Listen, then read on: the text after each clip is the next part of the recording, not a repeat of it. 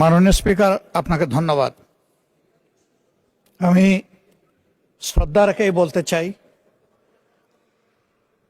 মাননীয় সংসদ সদস্য বয়সে আমার বড়, তিনি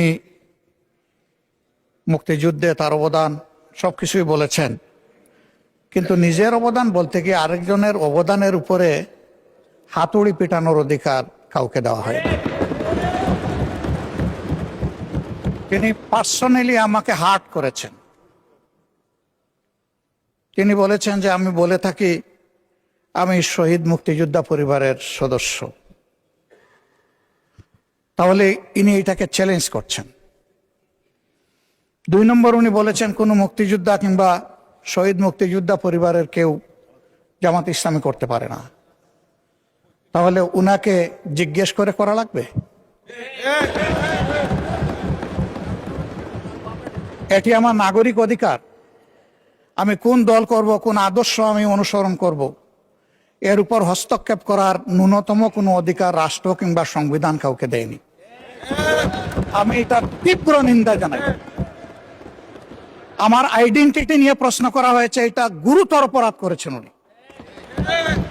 আবার আমার আদর্শ সিলেকশনের ব্যাপারে উনি কথা বলেছেন, এটা বাড়তি অপরাধ করেছেন। আমি অনুরোধ করব মাননীয় স্পিকার, তার এই অসংসদীয় অংশটা এখান থেকে যেন এক্সপাঞ্জ করা হয়। শেষে গিয়ে উনি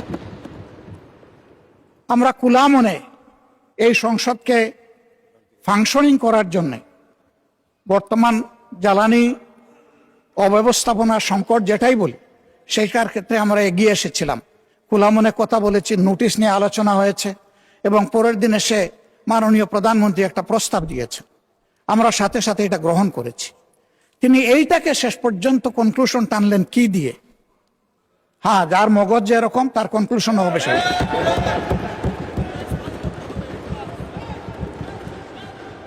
তার মতো একজন প্রবীণ ব্যক্তির কাছ থেকে, রাজনীতিবিদদের কাছ থেকে আমি এই ধরনের আচরণ আশা করিনি। আমরা এখানে প্রথম দিনই বলেছি ভালো কিছু শিখতে এসেছি। কাউকে হিট করা, গালি দেওয়া, এর মাধ্যমে বড় কিছু অর্জন করা যাবে না। কিছু গোলাবাজি হতে পারে বড় জোর, কিন্তু তার চাইতে বেশি কিছু হবে না।